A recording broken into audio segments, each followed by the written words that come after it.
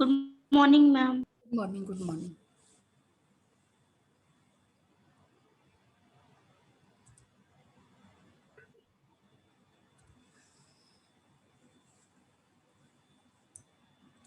So have you gone through yesterday's notes, yesterday's class and day before yesterday's class?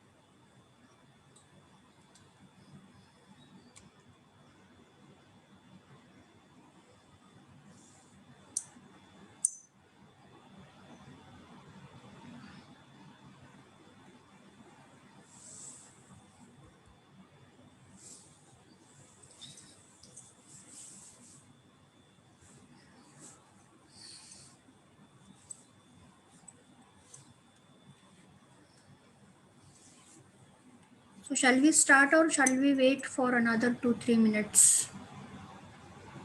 2 minutes we'll wait.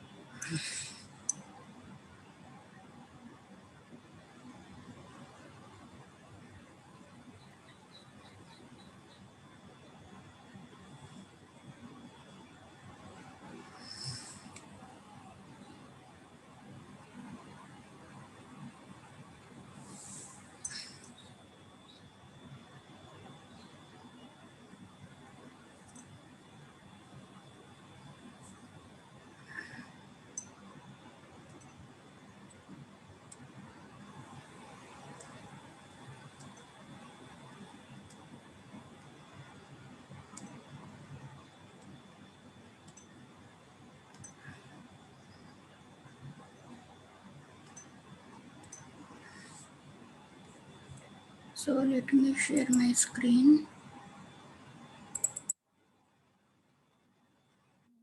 This lecture 3. Okay.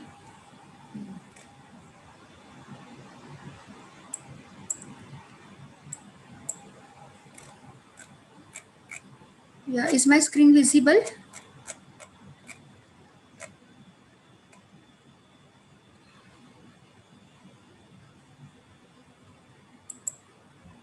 Yes, ma'am. Yeah. So let's start. Yesterday we have started with displacement measurement, and for displacement measurement we have seen linear transducers like potentiometers, then rotation, this angular transducers, angular potentiometer, linear potentiometer. We have seen variable capacitance transducer where we apply the pressure or displacement at one plate of the capacitor which is movable and the other plate is fixed. So it varies the distance between two plates, and because the distance between two plates is varies, the capacitance is varying, and we apply this, we put this in tank circuit and we measure the frequency because it is easy to measure the frequency rather than capacitance, and by knowing the change in the frequency you can know the change in the capacitance and hence the change in the displacement. So this is how it's working principle. Then we have seen variable inductance transducers. We have seen linear variable differential transformer. It is linearly varying with the output. It is variable differential transformer. So you use your transformer, so your input is AC and hence your output is also AC in LVDT case. We have seen one small example. So in case of LVDT, what is the principle? Basically it is you primary, there is second, there are two secondary windings, but they are equal in numbers, that the turns, number of turns are equal in each secondary. They are producing equal output, but it is in out of phase when the core is in the middle position. So because the output is out of phase, any problem?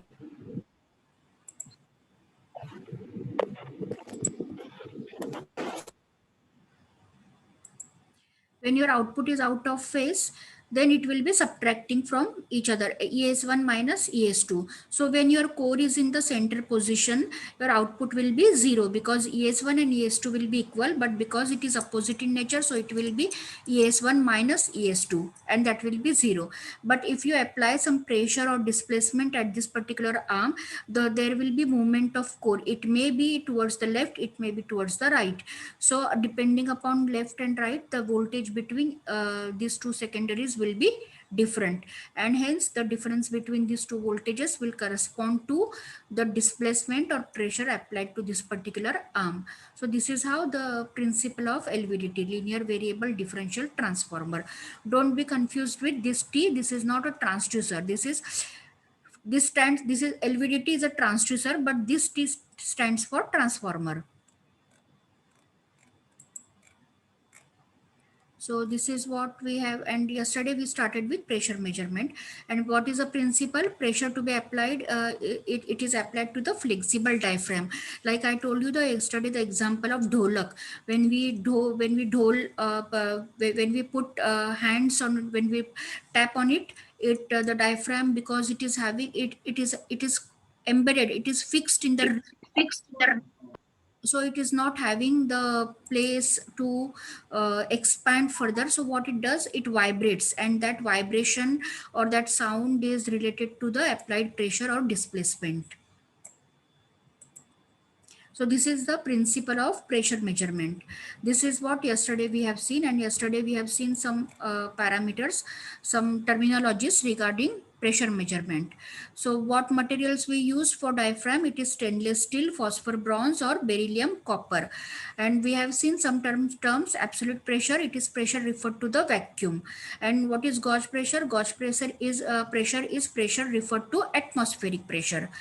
And commonly used units are, either we measure in terms of mercury, that is 1 mmHg, which is equivalent to 1 torr, which is equivalent to 12.9 mm blood, 13.1 mm saline. So whichever material you are using, depending upon that, your unit will vary.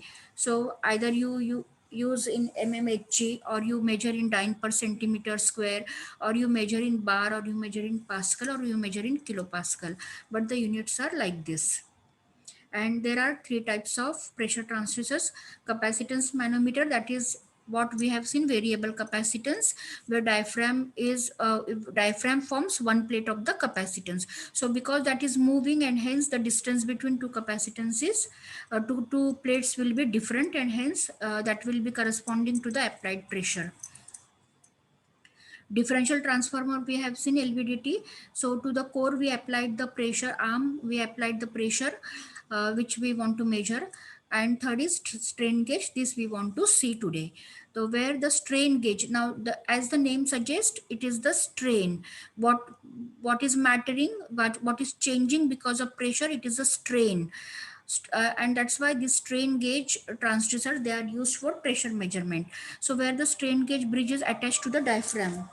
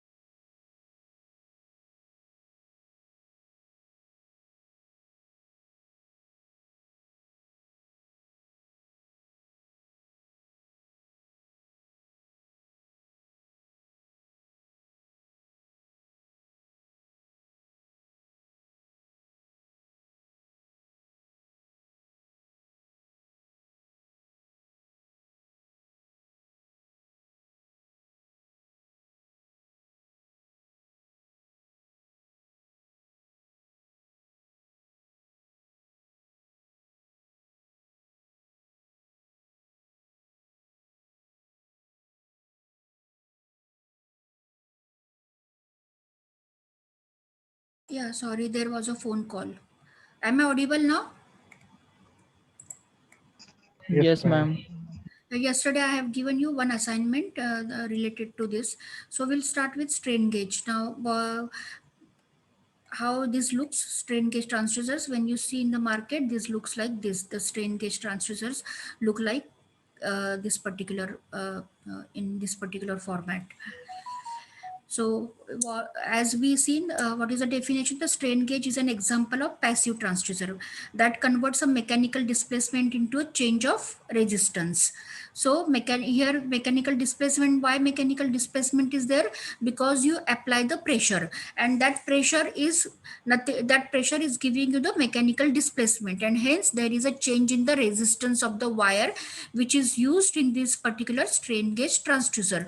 So that change in the wire, the resistance change is because of the applied pressure. So if we can able to measure the change in the resistance, then you can come to know the applied pressure. So strain gauge is a thin wafer like device that can be attached to a variety of materials to measure applied strain. So this is how it looks like. When you see here, there are strips, wires. These are wires.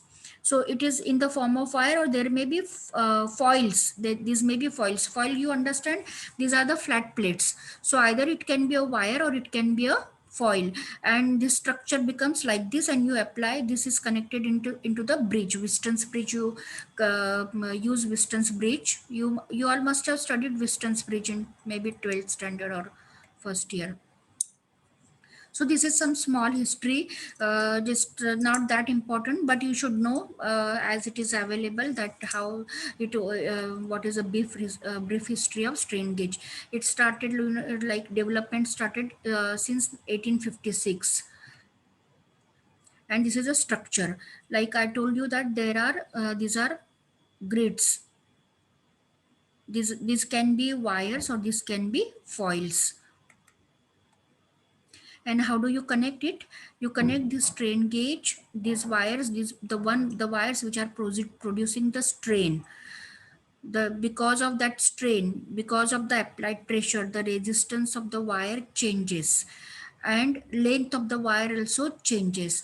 So that you connect this particular strain in one of the arms of Whiston's bridge. This is Whiston's bridge. So these are fixed resistances, R1, R2, R3, and this is formed with the, here you connect the strain gauge wires. So when there is no pressure applied, the bridge is balanced, and balanced means it is balanced in such a way that the output voltage is zero. But what happens practically, it is not the case. Even if there is no pressure applied, practically, because of maybe the temperature change or maybe some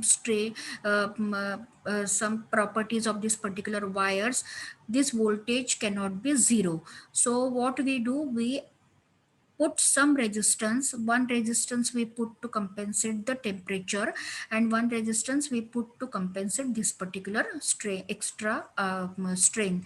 So we put these extra resistances to balance the bridge.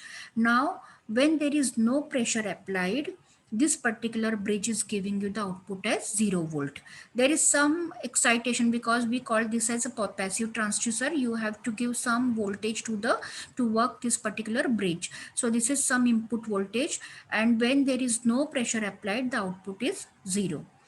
So that now the bridge is balanced. But when there is some pressure applied to this particular strain gauge transducer, then because of this, the resistance of the wire changes, and because the resistance of the wire changes, there is some deformity or imbalance in the bridge, and that imbalance is measured by this particular output voltage.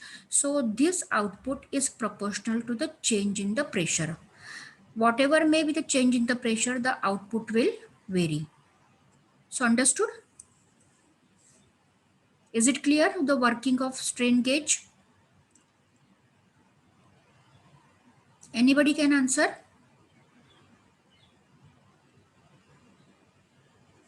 Nobody can, nobody is there? Yes, ma'am. Yeah.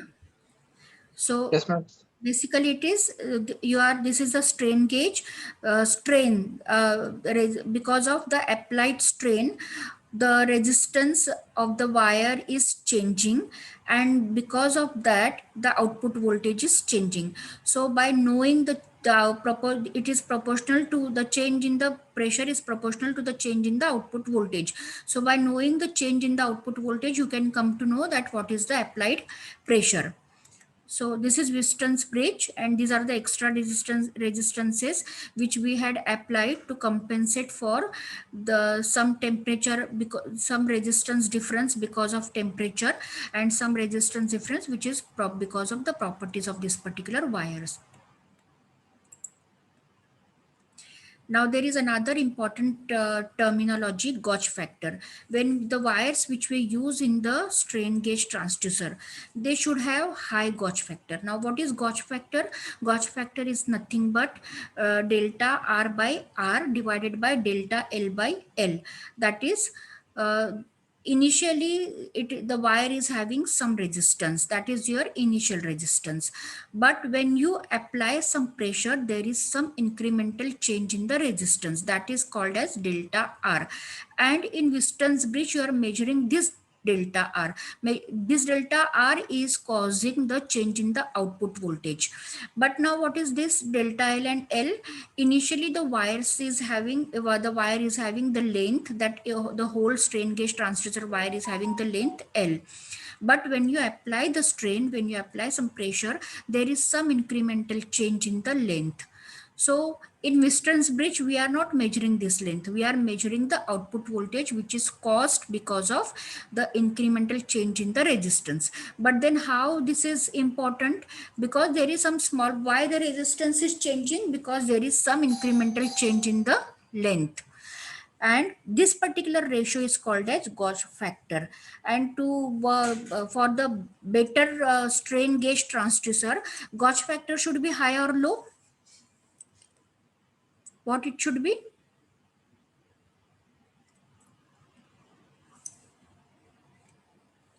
Anybody can guess? What should be the gauge factor? Yeah, high, right. Somebody answered. Arpit has answered high. Why, Arpit? Just please.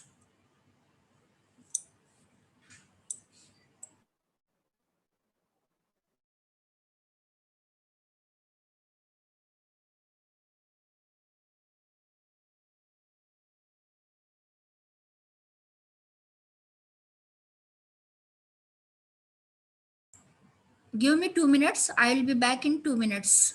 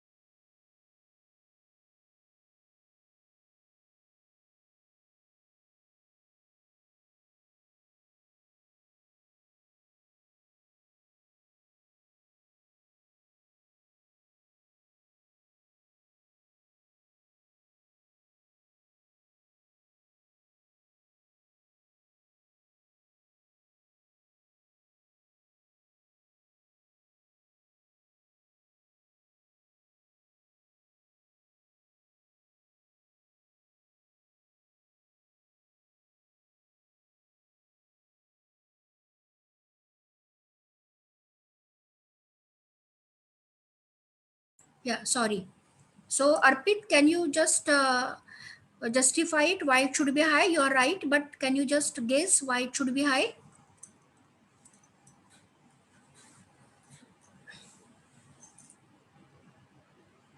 When this will be high? When the gauge factor will be high? Either your numerator should be high or your denominator should be low, isn't it? If the denominator is low, this factor will be high. If the numerator is high, then also this factor will be high.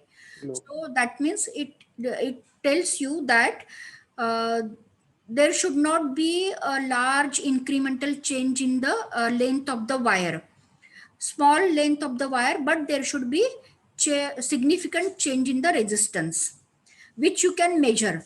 If there is less difference in the resistance or incremental change in the resistance, then the distance bridge, the output will not change drastically, and you will not, it will not sense that change in the resistance. So that's why length should change. There should not be much change in the length, but there should be significant change in the resistance. So that's why ideally the material of the wire should be such that the gauge factor should be high. So here comes the role of the gauge factor. When you design strain gauge transducer, you may be using some other material. So material should be such that it should have high gauge factor. That means there should not be much change in the this length, but there should be significant change in the resistance for applied strain or applied pressure. And you must be knowing the Poisson's ratio. So gauge factor is related to the Poisson's ratio by this particular formula: 1 plus 2 mu. Mu is your Poisson's ratio, so that is equal to your gauge factor. So these are the properties of the wires which you use for strain gauge transducer. Now there are some types of strain gauge transducer: mechanical, electrical, piezoelectric, and this is based on the principle of working. And when you there are some types, like based on mounting, how it is mounted.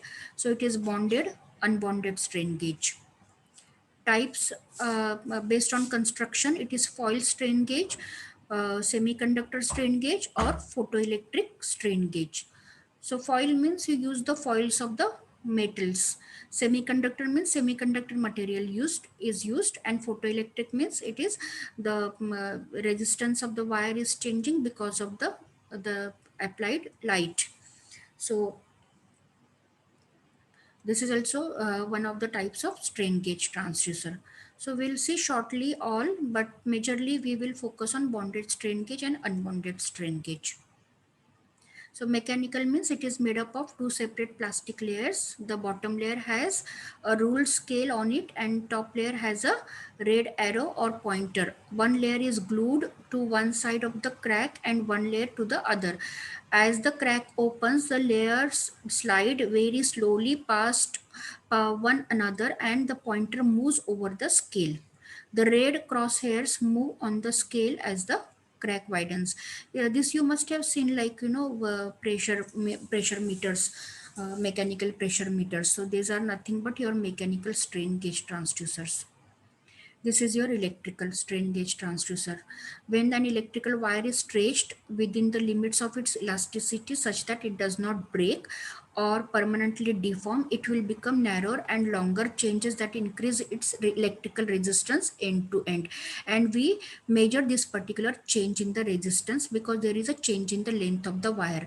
The one, just the principle which we have seen for strain gauge transducer, with that is nothing but your electrical strain gauge. And piezoelectric means piezoelectric generate electrical voltage when the strain is applied over it, and strain can be calculated from voltage. Piezoelectric strain gauges are the most sensitive and reliable devices. You know the principle of piezoelectric. What is the principle of piezoelectric transducer? When it is put to the vibration, it generates the electric voltage. So, piezo, because piezo, it is a property of the piezo materials that when it is subjected to the vibrations, it produces the voltage. So that vibration, why is the vibration? Because you are applying the pressure. So here also you use the strain gauge. Piezoelectric materials are also used in strain gauge transducer. Now these are bonded type of strain gauge. Bonded means it is fixed, bonded, and this can be here you have used wires, like wire is rolled like this, and otherwise you use foil. So this may be some flat plates of the metal. Instead of single wire, it may be flat plates, so there may be flat plates. And unbonded strain gauge means this particular plate is moving and this particular plate is fixed, and pressure is applied to diaphragm is connected to the moving plate, and because of that the pressure is applied to the moving plate, and because of that there is a change in the resistance of the wire. We will see this in detail. This is just a small introductory part. We will see this in detail, bonded and unbonded. And this is foil. As I told you that in wire type there was a there was, you could see wire, but here it is foil. Foil means flat plates. These are semiconductor. Instead of wires and instead of that you use semiconductor material. Photoelectric looks like this. When you see in the market it looks like this. Now strain gauge criteria, you all know that we have seen gauge factor, so it is temperature sensitivity, so that's why we have added one resistance in Wheatstone's bridge that you must have noticed. It is having low cost, availability is good, temperature grid and all these things you must take into consideration. What are the advantages? There is no moving part, it is small and inexpensive. And what are the disadvantages? It is non-linear, it needs to be calibrated. So we'll see what is the what these terminologies mean. Now applications, it is used in residual stress, vibration measurement, torque measurement, bending and deflection measurement, compression and tension measurement, strain measurement, and are also for body pressure measurement, blood pressure measurement. And these are the manufacturers. When you see the manufactured strain gauges, it looks like this. Now I will share another which is displaying the stop share, screen share, strain gauge. Is it visible? These are my handmade notes. Yes, ma'am. Yeah. So this already I have explained you. This was there in the what is called your PPT. Now we'll start with strain gauge. One example we have taken that where the strain gauge pressure transducers are used. These are used for your internal arterial or venous pressure measurement. So because these are small in nature, so they can be mounted easily, and the blood pressure can be used easily. This is just one example, but it is used in various applications in industry also. The transducer is based upon the changes in resistance of a wire produced due to small mechanical displacement. This we have seen already its principle, and the figure of merit is a gauge factor. Gauge factor also we have seen delta R by R or delta L by L, incremental change in resistance. Gauge factor gauge factor is a property of material. It varies by material to material. And what is the advice is to select the material with high gauge factor. Why? Because I already explained you that you want to know the significant change in the resistance. Otherwise it will not be measured in the Wheatstone's bridge. So unbonded strain gauge, this is used for one of the application. It is used in many industrial applications, but one of the application is direct measurement of blood pressure. Its arrangement consists in mounting strain wires of two frames which may move with respect to each other. The outer frame is fixed, the inner frame is movable, and the diaphragm is connected to the inner frame, like you can see in the diagram. This is your diaphragm. Here you apply the pressure which you want to measure, and this is your strain gauge transducer. Now this is unbonded. Unbonded means one plate is fixed, this is not moving, the outer plate is not movable, but here the inside frame is movable. Outer one is fixed and this is movable, and there are four wires connected. These are strain gauge wires, BC. These are connected like this. So when you apply the pressure, which wires will be stretched? Because this will move. The diaphragm is connected to this moving frame. So when you apply pressure like this, which wires will be stretched and which wires will be relaxed? Can you A give? and D will be stretched. A and D will be? No, see, just see. B and C, ma'am. Yeah, this is a moving, yeah, right. This is a moving frame and diaphragm is connected to this moving frame, and you are applying pressure in this direction. like this. You are applying pressure like this. Can you see my hand? Like this you are applying the, Yes, ma'am. yeah. So when you apply the pressure, because this outer frame is fixed, so this will move. This will move. So these wires B and C will be stretched because it will move inside. So B and C will be stretched while your A and D will be relaxed. Now, how will you measure this applied pressure? You will connect. This is just a example that is shown, like you should understand that how unbonded strain gauge looks like. So what do? You connect this into the Whiston's bridge, like the example which we have seen in PPTs. So here there are four arms of the Whiston's bridge. Now where you will connect these wires, these are nothing but your B, C, D, E wires. So the one which are stretching, there the resistance will decrease. The one which are relaxing, there the resistance will be increasing, r plus dr. So depending upon like which wires you are connecting, so these stretched wires should be connected in opposite arms and relaxed wires should be connected in opposite arms. And because this is a positive passive transducer, so you will put excitation over here. And these two resistance, I told you that these are extra resistances. This is just to compensate the property of the material, because when there is no pressure applied, it is not giving you the output as a 0 volt. So because of the material property, so you apply some small resistance over here and you apply one resistance over here which is temperature sensitive. So because there is some changes in the resistance because of temperature, uh, so take into the consideration that we are not interested in temperature, we are measuring pressure. But because of available temperature, there is a change in the resistance of the wire, and to compensate that change, because we do not want the change in the resistance because of temperature, we want the change in the resistance because of pressure. So we use this compensatory resistance which is called as RT in one of the arms of the bridge. And then when you apply, when pressure is applied to this that particular diaphragm, the bridge is getting disbalanced and you will get some output DE over here, which is nothing but E is equal to incremental change in the resistance divided by the original resistance of the wire. So this is your output DE. So this is how you use your unbounded strain gauge. Is it clear? The working is clear?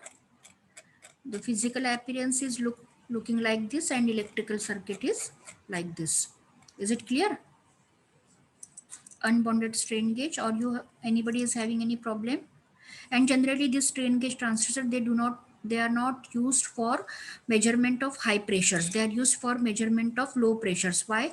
Because there is small incremental change in the resistance because of the applied pressure. So basically it is used for measurement of low pressures, not for high pressures.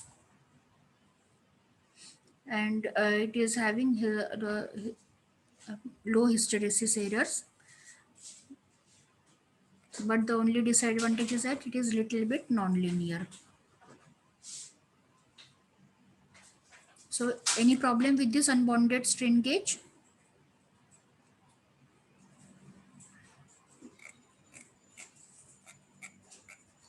And now we'll see bonded strain gauge. Is my handwriting clear? Is it visible? Yes, ma'am. Yeah. In bonded strain gauge, what we do now, as the name suggests, bonded, there is no moving frame. So everything is bonded, fixed. So either you use a wire which is of 0.025 mm diameter, or you use a foil. Foil means a flat plate, and the backing material is commonly paper or bakelized paper or similar material. And for pressure measurement, a strain gauge constructed as above is attached to the diaphragm. So it is bonded one, so nothing is the diaphragm, because a diaphragm will move because of the applied pressure, and hence there will be change in the resistance of the wire. So bonded strain gauge are of two types: wire strain gauge, so here you are using wire, and foil, each foil. So here it is a foil, you use a foil. Foil means a flat plate kind of thing. And silicon bonded strain gauge means instead of other materials you use silicon material, but the only disadvantage is that it is highly sensitive to the temperature. because semiconductor materials are sensitive to temperature, and hence your this is having high Gauge factor and so high sensitivity, but it is temperature dependent, temperature sensitive also. But you use p-type, n-type to partially compensate for temperature effect. If your silicon material is n-type material, then you will use p-type material for compensation, and if your silicon material is n-type material, then you will use p-type material for compensation. So this is the only difference, but else the construction is same. And for connections, like when you use in the bridge or when you use in the circuit, the connecting wires are gold wires or nickel wires, because gold wires or nickel wires, they themselves do not offer the change in the resistance. And if you use some other materials for connecting wires like this here, this one, these are your connecting wires. So if these connecting wires are not of good material, then they themselves will offer some resistance, which is not of your interest. So that's why the connecting wires should be such that they should have less, they should not be temperature sensitive, or they should not be causing, they should not be having higher resistances. Is it clear? Yes, ma'am. So I will share these notes, and maybe we'll see some other transducer also. Maybe let me stop sharing this.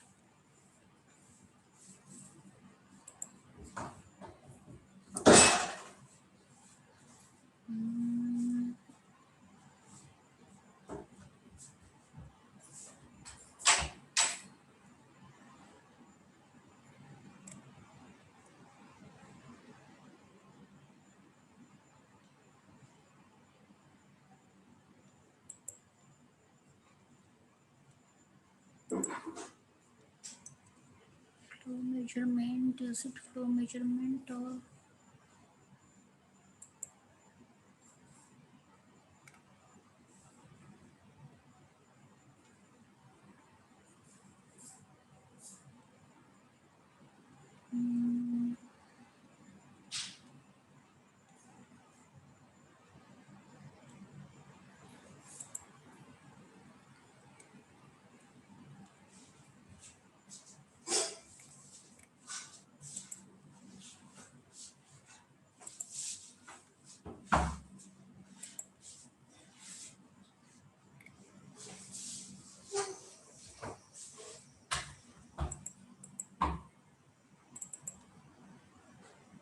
So can you see this flow measurement? Is the screen visible? Yes, ma'am. Ma'am. Yeah. Yes, ma'am. Flow, actually, when you want to measure the flow, it can be water flow in the pipe, or it can be anywhere you are measuring the water flow, or maybe any fluid flow. Any in industries also you use the fluid flow measurement. What, like, how much is the flow? And in body also we measure the blood flow measurement. So flow can be measured anywhere in the body also, in industries also, and like in water also, in pipes also. But there is no direct transducer which is available, which is directly converting the flow into electrical quantity, like when you see the pressure or displacement, which is converted into electrical quantity. But in case of flow, there is no direct transducer available which is converting the flow into electrical quantity. So here what we call, we use the transducible property. Transducible property means you do not have the transducer which is converting one form of energy into another, but the principle which you used or the properties which you use, that is called as transducible property. That means these properties, they give you the indirect measure conversion of these particular parameters into electrical parameters. So when you talk about flow measurement, as we know that there is no direct transducer available, let's see, you all know the Faraday's law of electromagnetic induction. What is it?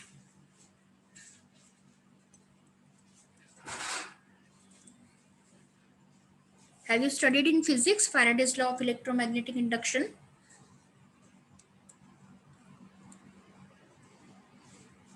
This particular flow measurement is based on electromagnetic. It is called as electromagnetic flow measurement. Ma'am Faraday's law of ma'am ये होता है change in magnetic flux produces electric current. Yes, good.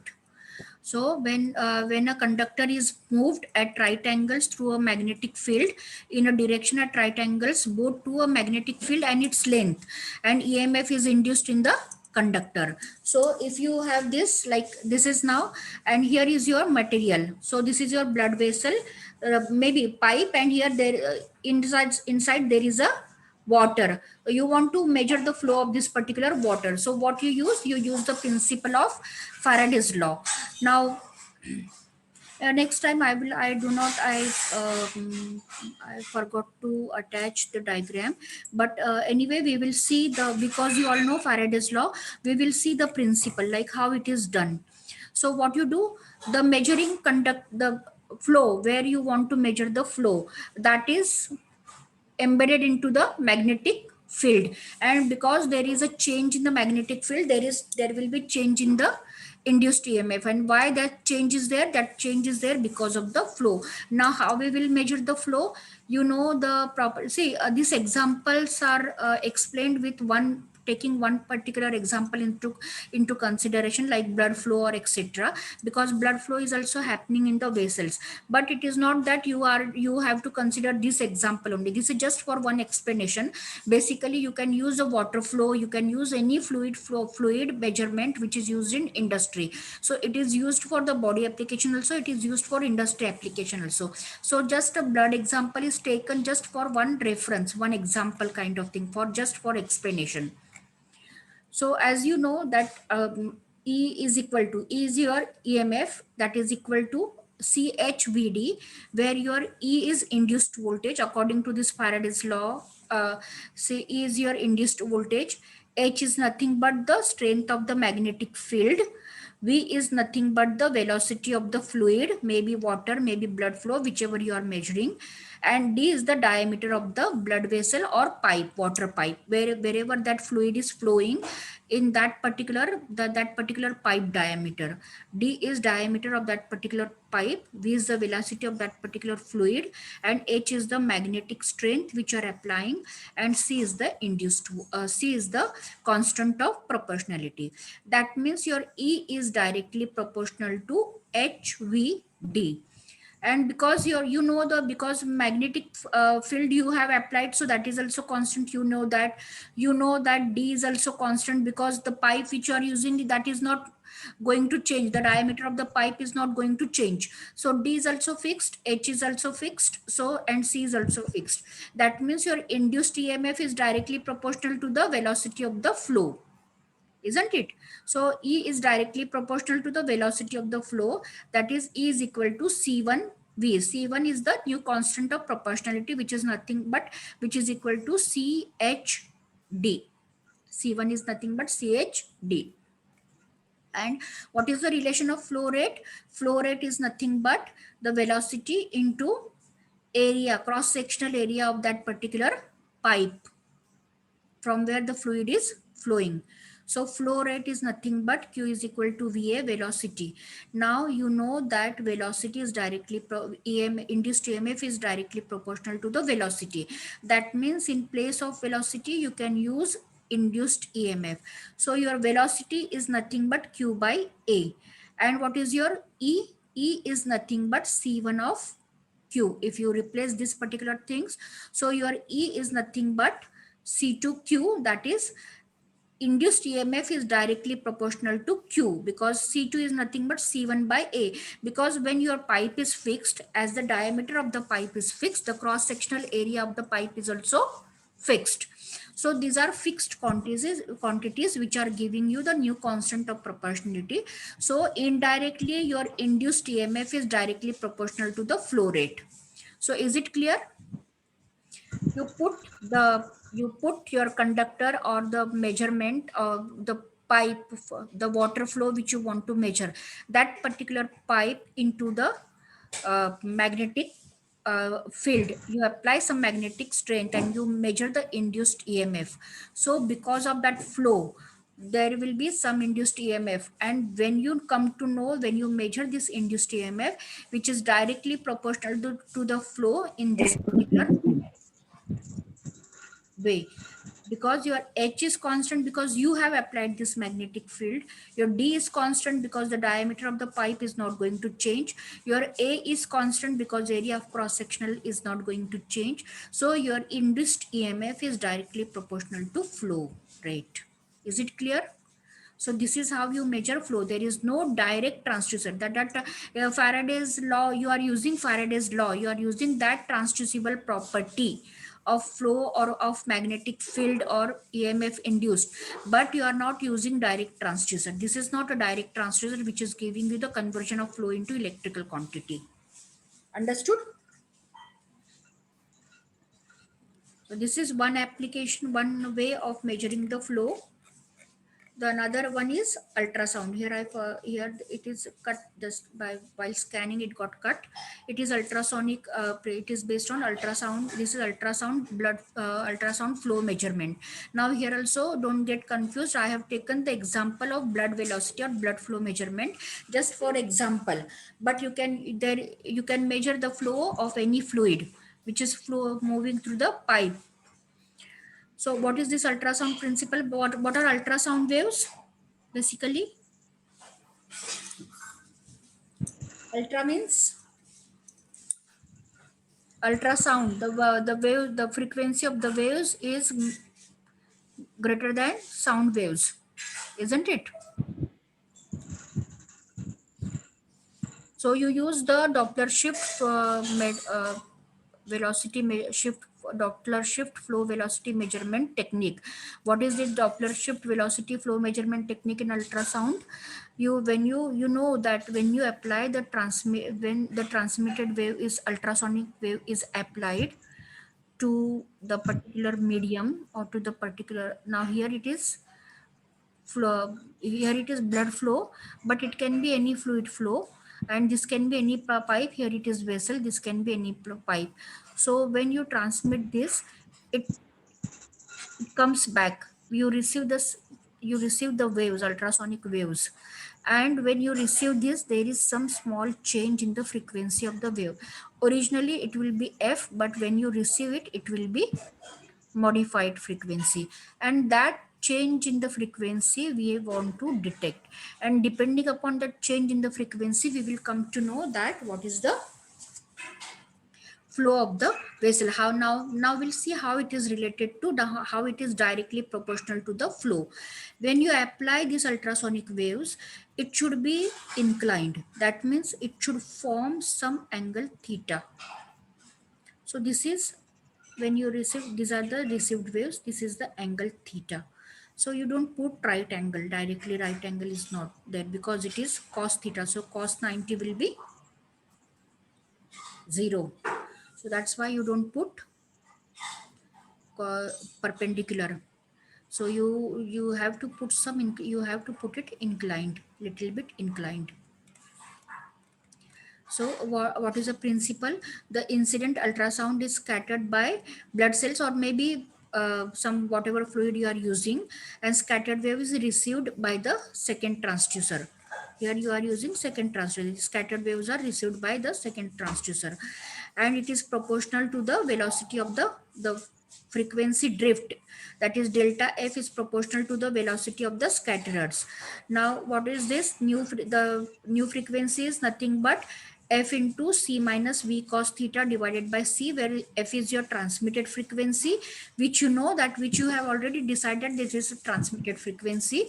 C is the velocity of the sound in blood, whichever flow. If you are measuring water, then it will be velocity of sound in water. Q is angle of inclination, that theta is your angle of inclination, because you cannot put it right angle, otherwise cos theta will be 0 and this whole quantity will go 0. So there should be some inclination, some angle of, so that you can receive the drift in the receiving frequency, and V is the velocity of the fluid. So this is how you get some frequency change. Now when you check at the receiver end, assuming that incident and scattered radiations are both inclined at theta to the direction of flow, then your new frequency will be F2 is equal to F1 into C by V cos C by V. When you know, don't have to derive this formula, but if you want, you can go into the derivation also. It will be available in any of the books or internet also. The basic principle to tell you that it is not a direct transducer which is converting the flow into electrical quantity. It is the principle. Now here you are using the Doppler shift, ultrasonic waves you are using, and you are using the principle of Doppler shift, that when you transmit some waves and when you receive it, there is some drift in the frequency, and by knowing this drift, now here the drift is why, because of the flow, because of the flow of the fluid, and because you want to know the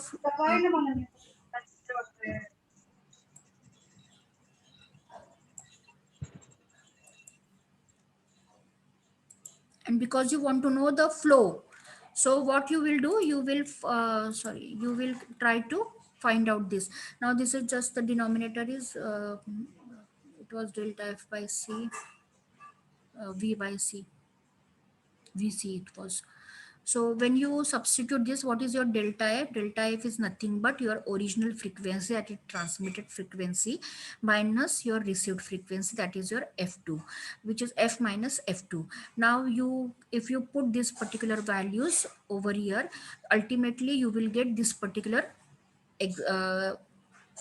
solution. V, that is velocity, is equal to delta F into C by 2F cos theta. So theta, you know, angle of inclination, because you have put that particular transducer in such a way that it will transmit the waves in this particular inclination. You know your transmitting frequency, you know the frequency drift, because you have measured the frequency drift. You know C, what is C, is the velocity of sound in that particular medium. So if you know all these parameters, you will come to know the velocity, and once you know the velocity, you can easily calculate the flow, because flow is nothing but your velocity multiplied by flow rate, is nothing but velocity multiplied by area of cross section. So is it clear? You when you go through this particular formula, you put this particular formula, you will reach to the conclusion that you want to find out basically this V, and when you find out this V, it comes out to be delta F, which is nothing but the change in the frequency of your transmitted wave and received wave. And why this change is occurring? This is occurring because of the flow, and you want to measure the flow. So by measuring the change in the frequency, you can come to know the flow of the fluid, because you know the velocity, and velocity is nothing but velocity into area of cross sectional of that particular pipe will give you the flow rate. So is it clear? I will share these notes, you can go through the notes, and PPTs also I will share today. If you do not understand anything, you just ask me in the next class. Okay, you start writing your attendance in chat box. If you have any other problems, other queries, please let me know.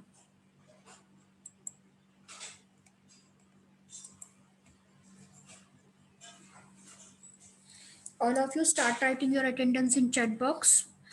Those who are having any queries, they can ask me any query. Those who have not submitted the assignment, they can submit the assignment.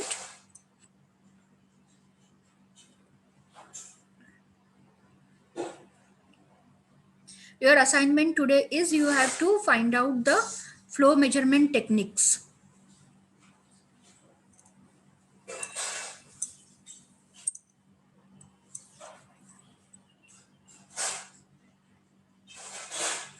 We have seen two flow measurement techniques, electromagnetic, which is based on Faraday's law, and another one is ultrasonic, which is based on Doppler shift principle.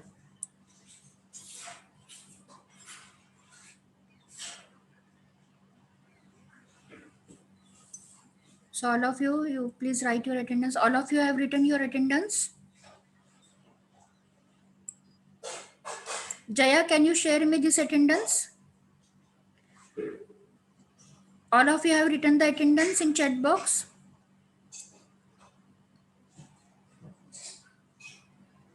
Ma'am Yeah, yeah. Ma'am वो ma'am कल मैंने शाम को ma'am आपको assignment भेज दिया था to Okay, okay, okay. I received it. Yeah, आप my आप email ID.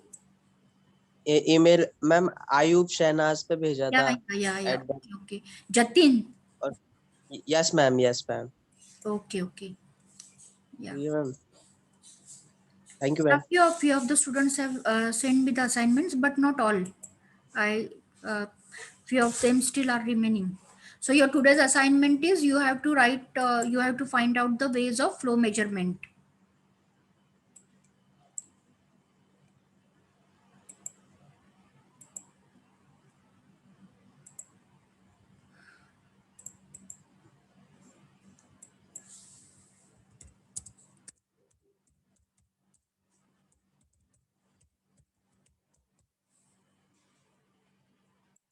Is Aditya attending the class? Aditya is there in class.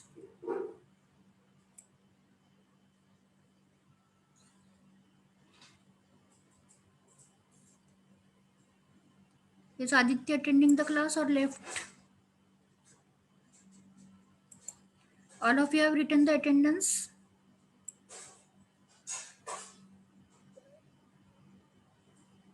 Jatin, can you send me this attendance? I think Jaya has not responded.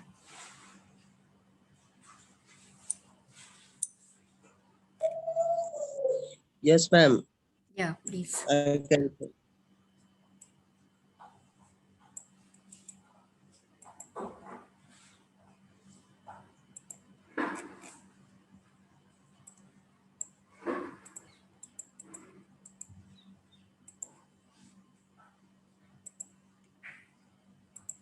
So shall I end the meeting now?